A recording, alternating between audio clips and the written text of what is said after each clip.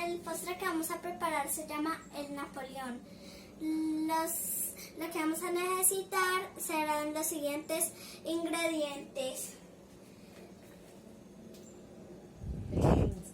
leche condensada, crema de leche, leche líquida, maicena y galletas ducales.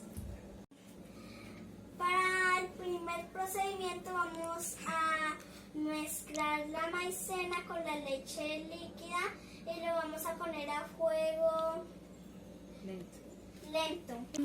Lo vamos a poner a fuego lento y lo vamos a mezclar.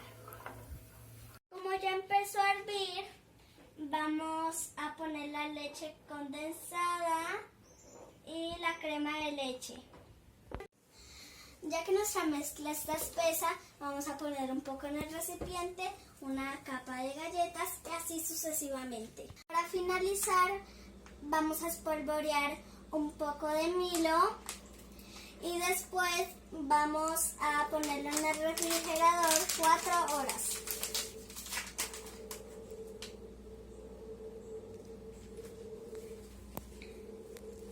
Es el resultado.